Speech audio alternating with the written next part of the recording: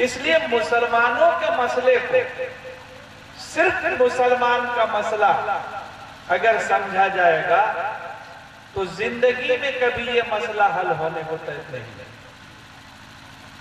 अगर मुसलमान के मसले को अवाम का मसला, कौम का मसला, देश का मसला अगर जब तक बनाने में हम कामयाब नहीं होंगे तब तक आपके जो प्रॉब्लम्स हैं वो प्रॉब्लम पूरा नहीं हो सकता। आप क्या समझते हैं? बाबरी मस्जिद का फैसला हुआ, वो फैसला बिल्कुल गलत था। ये सारे लोगों ने कहा, बड़े बड़े जजों ने कहा, वकीलों ने कहा। तो ये मसला मुसलमान का सिर्फ हो गया। अगर हिंदुस्तान में सुप्रीम कोर्ट और हाई कोर्ट इंसाफ नहीं कर रही है तो ये सिर्फ मुसलमान का मसला है? ये मसला मुल्क का मसला है। आपका मुल्क कमजोर हो रहा है, आपके मुल्क का न्यायपालिका कमजोर हो रहा है, आपका संविधान कमजोर हो रहा है। ये मुल्क का मसला है। ठीक है, उस मसले से हम मुतासिर ज्यादा हुआ। आज हिंदुस्तान के संविधान पर लोग बात करते हैं। हिंदुस्तान के संविधान में आर्टिकल 21 कहता है कि हर इंसान को जीने का अधिकार। Article 21 right to life and liberty. पूरे हिंदुस्तान में सबसे ज्यादा अगर जेल में कोई है तो दलित है, मुसलमान है, गरीब लोग। अगर मुसलमानों को 4 साल, 5 साल, 6 साल से बेल नहीं मिलता तो ये सिर्फ मुसलमान का मसला है कि हिंदुस्तान के संविधान के आर्टिकल 21 का ये जो है उल्लंघन है।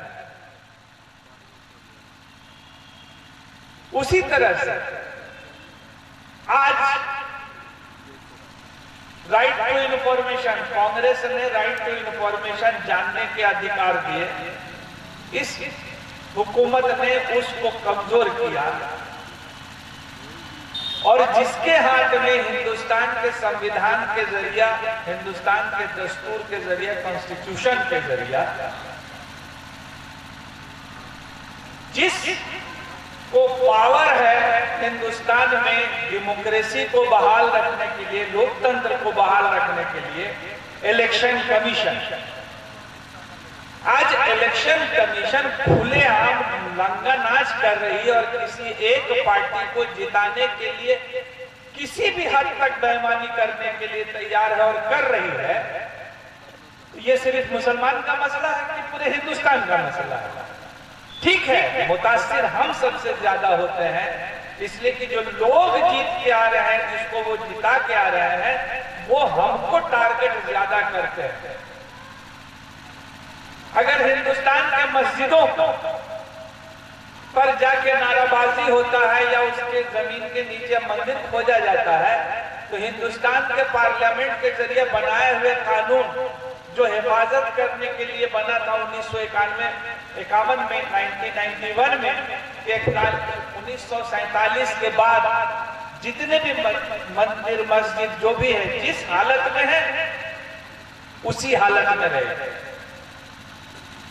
लेकिन अगर वहां पे जाके हंगामा होता है, उसके पर हमला होता है, तो ये हिंदुस्तान के पार्लियामेंट का मसला है कि सिर्फ मुसलमान का मसला है? अभी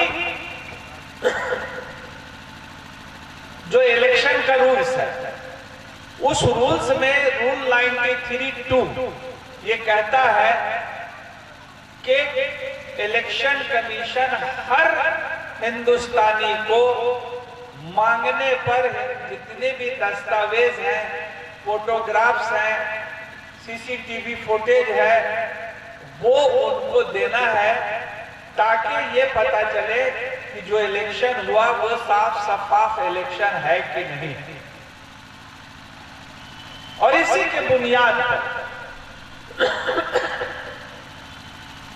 सुप्रीम कोर्ट के वकील ने महमूद प्राचा ने हरियाणा और मध्य प्रदेश और महाराष्ट्र के हाईकोर्ट में और रिट दाखिल किया कि हमको इन सब जगहों का फुटेज चाहिए और फॉर्म 17C का कागज चाहिए, ये मुहैया नहीं करा रहा है। तो हाई कोर्ट ने आदेश दिया कि आप इसको मुहैया कराइए।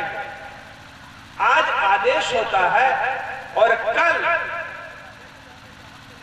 हिंदुस्तान की सरकार ने उस कानून को 93(3) को बदल के ये कह दिया कि इसमें तरमीम किया जाता है इस हद तक कि इलेक्शन कमीशन जिस कागज को तय करेगा वही दिया जा सकता है। तो ये मसला सिर्फ मुसलमान का कि ये मसला हिंदुस्तान का।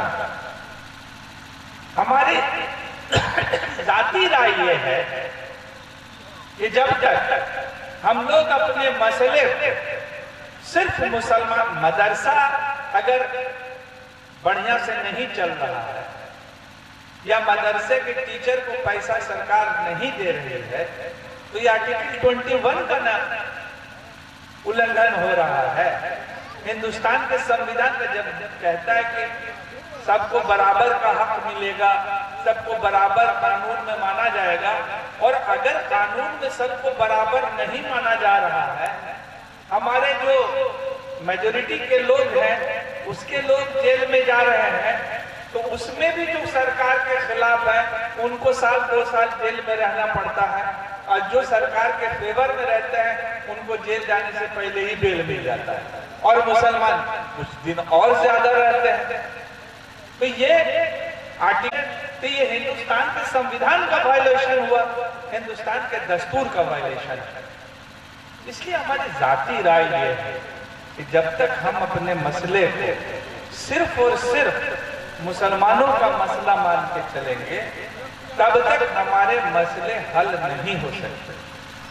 कि आप सबसे पहले अगर दुनिया के अंदर उरूज पर जाना चाहते हैं तो कोई आपकी मदद आकर के नहीं करेगा, आपको अपनी मदद आप करना होगा। अल्लाह ने आज तक उस कौम की हालत नहीं बदली, न हो जिसको ख्याल आप अपनी हालत के बदलने का। और एक चीज और मैं बता दूं, मनफात एक है इस कौम की, नुकसान भी एक ही सबका नबी, दीन भी, ईमान भी एक, हरम पाक भी, अल्लाह भी, कुरान भी है। कुछ बड़ी बात थी, होते जो मुसलमान भी है। फिरका बंदी है कहीं और जाते, फिरका बंदी है कहीं और कहीं जाते हैं, क्या जमाने में पनपने की यही बातें हैं। मैं प्रोग्राम अपने इख्तिताम को पहुंच रहा है। ताहिर एक शायर है जिन्हें प्रोग्राम के शुरू में ही आना था, उनको नात पढ़नी थी, मगर वो किसी वजह से ताखिर हो गई आने में, वो अब आए हैं। तो उनका कलाम तो आप सुनेंगे ही। उससे पहले मैं चाहता हूँ कि कुछ सहाफ़ी हजरात को कन्वीनर साहब शाल पेश करेंगे। मेरी गुजारिश है कन्वीनर साहब से, जियाउर रहमान साहब से आ जाए और सहाफ़ी हजरात को शाल पेश करें।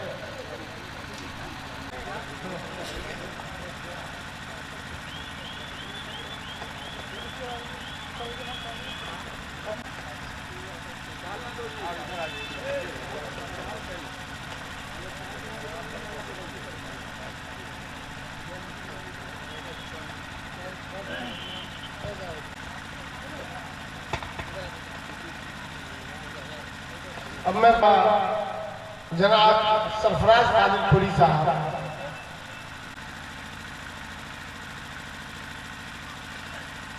मिस्टर साहिब सफीद,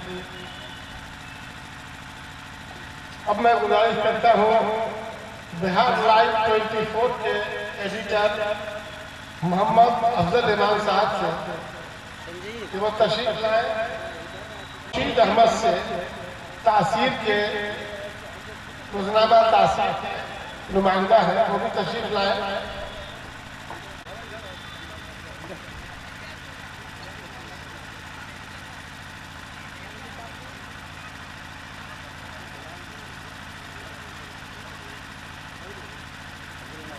पेश करें।